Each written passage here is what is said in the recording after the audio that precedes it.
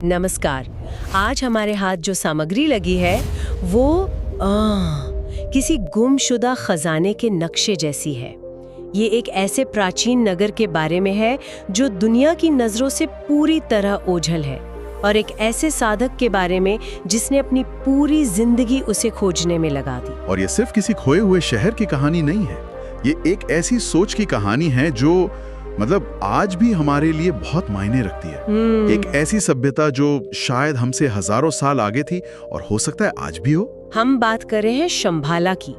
बस एक पल के लिए सोचिए, एक ऐसी सिविलाइजेशन जो इतनी एडवांस्ड हो कि उसे अपनी रक्षा के लिए दीवारों या हथियारों की जरूरत ही ना पड़े। वो खुद को ज्ञान से बचाती है। हाँ, ये बात ही अपने आप में हैरान करने वाली है। बिल्कुल, एक ऐसा समाज जिसकी नींव हथियारों पर नहीं बल्कि चेतना यानी कॉन्शियसनेस पर टिकी हो। तो चलिए इस रहस्य की परतें खोलते हैं।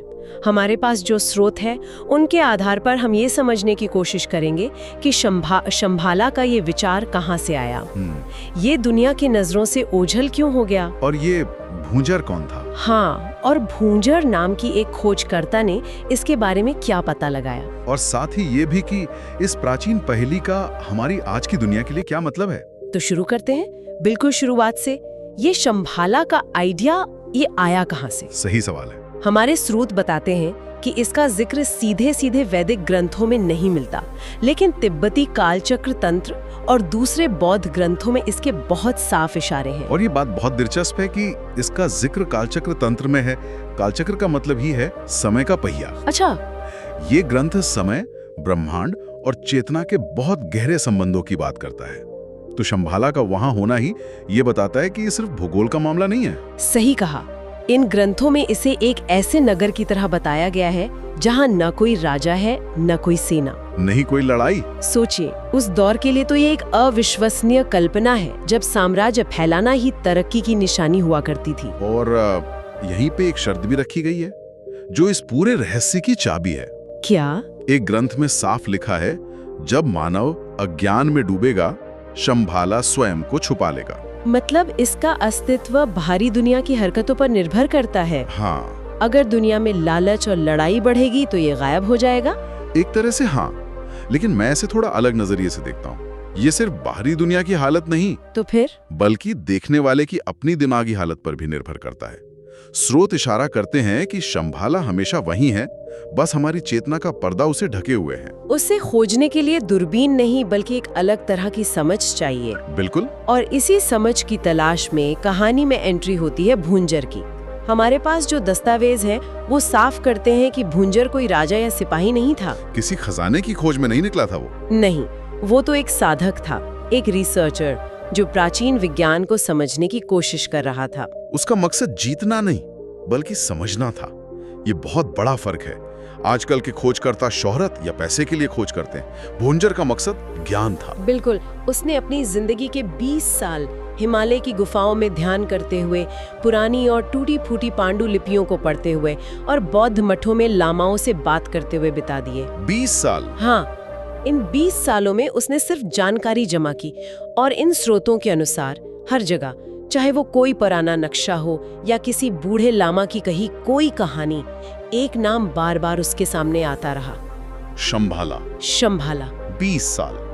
जरा इस समर्पण के बारे में सोचिए।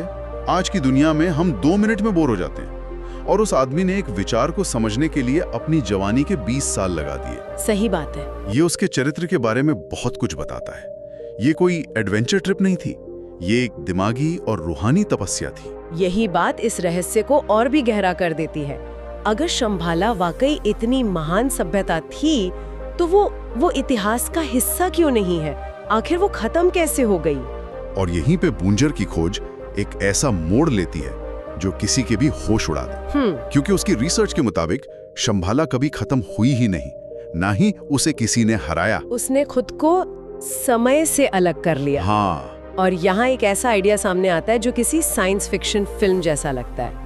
काल आवरण यानी टाइम शील्ड। Time shield. इसका मतलब है कि उन्होंने खुद को दुनिया से नहीं बल्कि समय के बहाव से ही अलग कर लिया। ये सोचना भी अविश्वसनीय है। हम आज भी टाइम ट्रैवल की थ्योरी पर ही अटके हुए हैं और स्रोत ये कह रहे हैं कि एक पूरी की पूरी सभ्यता ने खुद को समय की धारा से बाहर निकाल लिया। ये छिपना नहीं है। नहीं, ये तो भौतिकी यानी फिजिक्स के नियमों को ही एक अलग स्तर पर ले जाना है। भुंजर ने इसे समझाने के लिए एक उदाहरण दिया है कि जैसे कोई फिल्म चल रही हो और आप एक फ्रेम को उस फिल्म से बाहर निकालकर अलग रख दें।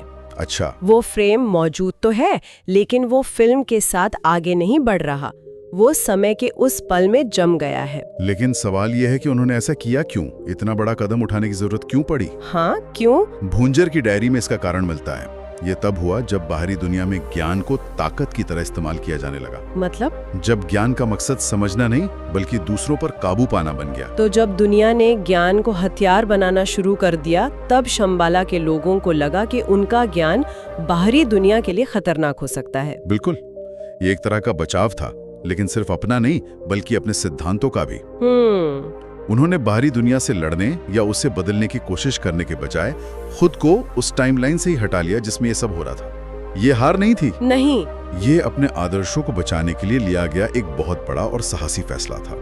तो आखिर कैसा था शंबाला के अंदर का जीवन जिसके लिए उन्होंने इतना बड़ा कदम उठा लिया?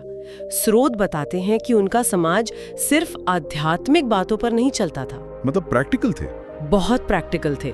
वहाँ ईंधन की जगह ऊर्जा का इस्तेमाल होता था और शासन की जगह संतुलन का। ये आज के सस्टेनेबिलिटी और इको फ्रेंडली आइडियाज जैसा लगता है, लेकिन ये उससे कहीं ज्यादा गहरा है। कैसे? जब वो ऊर्जा की बात करते हैं तो शायद वो सिर्फ बिजली या सौर ऊर्जा की बात नहीं कर रहे। हो सकता है वो कॉस्मिक एनर्जी या जीवन शक्ति की बात कर रहे हों, जिसे हम आज भी ठीक से नहीं समझ पाए हैं। और उनके पास टेक्नोलॉजी भी थी, लेकिन वो अहिंसक थी।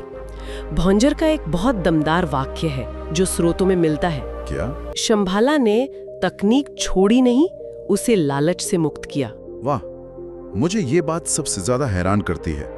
आज की दुनिया में हम इसकी कल्पना भी कर सकते हैं, एक ऐसी टेक्नोलॉजी जिसका मकसद सिर्फ मुनाफा कमाना, जासूसी करना या ताकत दिखाना ना हो। मुश्किल है। हमारी पूरी तकनीकी तरक्की तो इसी लालच और मुकाबले पर टिकी है ना? हाँ, शंबाला का मॉडल ये दिखाता है कि टेक्नोलॉजी के विकास का एक दूसरा रास्ता भी हो सकता था। कैसा रास्ता? एक ऐसी तकनीक जो प्रकृति से लड़ने के बजाय उसके साथ मिलकर काम करती हो। बिल्कुल,